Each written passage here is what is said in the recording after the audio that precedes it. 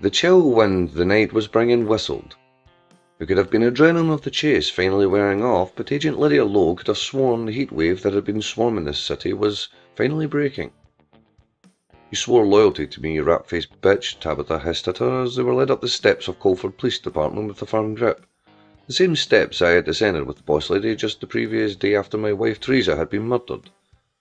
Lydia didn't respond to the vexation the way I assumed Tabitha had hoped she would.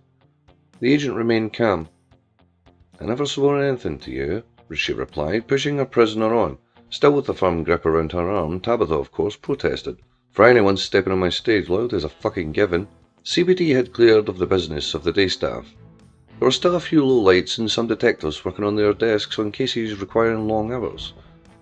Lydia led Tabitha to the office of Detective Hicks. "You're going to regret this," Tabitha was still saying. "Got a lot of sway in this city." "Oh, you're something all right," agreed the agent distractedly, looking for Hicks. "You bet your ass I am. Before I'm done, you're going to wish you'd stayed in your northern fucking hole." Lydia still eagerly awaiting Hicks' reply. "And what are you going to do? Pull my hair? Push me in the mud?" Tabitha scoffed. "You're such a fucking tramp," she exclaimed to herself. She turned and then looked behind her. "Oh, hi Hicksy," she said with a grin. Detective Hicks had arrived in a fluster. He ignored Tabitha and spoke directly to the agent. "Reynolds has been taken to General. I had to sort out the others." By the others, he meant Simon Penn, Paddy Mac of the Mac and Sons brewery, as well as some of the other Macs that had given them trouble when they raided the Knock Knock Club. "I have holding ready for her," he explained, while brandishing a set of keys. Further into the belly of CBD, Tabitha was shown to what would be her residence for the foreseeable future. "I want to call my lawyer," Tabitha stated, taking a seat on the bed.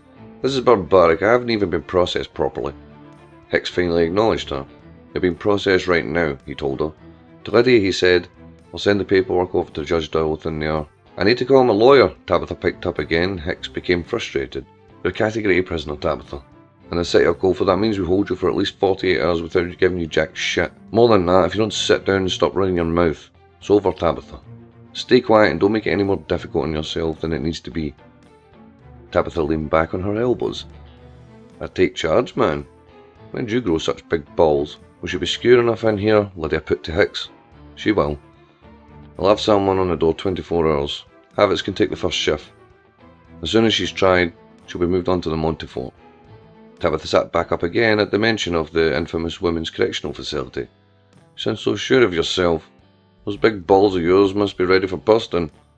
Both the detective and the agent turned to her. "It's over, Tabitha," Lydia reminded her again. "The game is over." Tabitha rolled her eyes. "Then before you go and break out the parade, you may want to take a look on the Knock Knock holding and help your little reporter pal." "Sam?" Lydia looked at Hicks. "He left with that little girl." "Wrong," Tabitha sang. "He tried to leave and made a pretty shitty job of it too. They were just about to open up the hole when I left," said Hicks. Lydia shook her head. "I'd better get back over there." Hicks followed Lydia out. Securely locking the door behind them, the two CBD officers stood on the door with guns ready. "No one caring about little Sarah then? Just me?" "Motherfuckers," Tabitha could be heard calling as she was locked in. Tabitha took a look at her surroundings. As someone who had been running amok in the shady city for so long, there was little satisfaction in having her in custody. Perhaps it was because they knew she was dangerous until behind the Montefort bars. Most people would be beginning to question some of the choices they had made. However, even then, even at that late stage, Tabitha assumed the fight was far from over. It was just that the battlefield was changing. The evidence against her was set. I had heard the commotion spilling in from outside.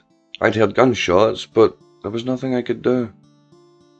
I assumed someone would come soon, but time passed and I began to think Tabitha had fought off whatever attack had come. Still, there was no word. Still dressed only in my underwear, I looked again at Madeline's lifeless body. I shivered. It was an internal shiver that reached into the core of my body. The past 24 hours I'd lost so much pursuing a story on the Knock Knock Club. If I had known then what was still to come, I don't think I would have been able to go on, but as I said, the story had to be told. Finally there was an explosion at the door. Tabitha had refused to give up the keys to be difficult, and her minions weren't cooperating either. Why the fuck should I make any easier for them? She had asked. They brutalised my staff, wrecked my club, and they want me to play nice? Things couldn't get any worse for her. Why should she make it any easier for anyone else? Lydia was the first to enter. My mind was still a little hazy from Simon Penn's knockout. I was still a little punch-drunk, probably concussed too. She attacked me, was all I could say. Madeline. She was going to kill me. Lydia took a look at Madeleine and had already deduced the story. She pulled me to my feet. You'll be all right, Sam, she said, and her northern Bolton accent was warming. Her soft, naturally cheery voice reminded me that I wasn't alone. Perhaps it was that gave me the fight to go on. Tabitha's in custody, she said, and whilst those should have been the sweetest words to my ears, at that point, after everything she had done to me, I couldn't help but feel unsettled. Crossing through the club was like crossing a field in the aftermath of a battle. Chairs were overturned, blood soaked the floors, and men and women beaten into submission cowered in the corners with guns pointed at them. They came for Tabitha? I asked of Lydia. Lydia knew where my thinking was leading. She has a lot of tricks up her sleeve. CBD couldn't be too careful. I took note of the club members who were surrendering. Were they innocent? Perhaps not, but was it really for the guns of CPD to decide that? They came for Tabitha. They had her. So why were CPD still holding club members? You can make this easy on yourself, said Hicks. Just confess. Tabitha folded her arms across her chest and sat back on her bench. Well, why don't you tell me what I'm confessing to? Hicks groaned with impatience. He stood and leaned on the table. You know what you're in for, he said. Tabitha shrugged. Driving too fast?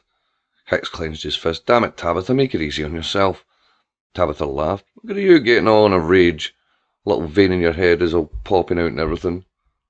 They've been after you for years. They're looking for any excuse, Hicks reminded her. Now that they have you, they're going to make an example of you. Tabitha fell silent for a few moments. I noticed you said they, not we. Which side are you on? I'm on the side that doesn't want to see this city torn apart, he replied with a sigh. It's a pity, she said, lifting her hand to inspect her fingernails. What is? Inquired the detective. What will happen to everyone my club protects? My Aunt T used that club to give shelter, food and support to so many. You know, people like your sister, for instance, and your adorable little nephews. Eunice was grateful, said Hicks. Tabitha puckered her lips. My headliners were only too happy to help. I even made sure Stanley paid dearly for what he did without you having to get your little detective hands dirty. When you think about it, I'm kind of like a superhero. Hicks shook himself off. Let's not lose track here. You're no hero.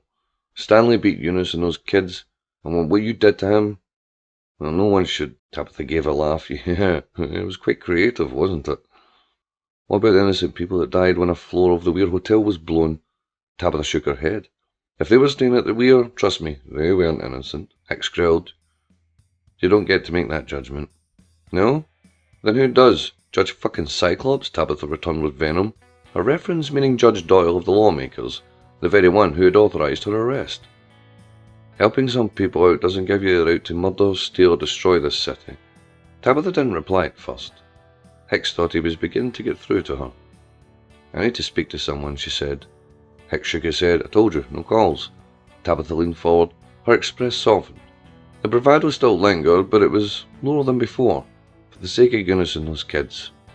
Hicks' nostrils flared, but he'd softened too. Who do you need to speak to? I need to speak to my Aunt Agnes. Agnes Wild was partner to Tabitha's Aunt Tawny. They opened the club together and treated the boss lady like a daughter. Agnes was still on the board of the club, better known as the Broker. I can't. Just 5 minutes, she hesitated. Please.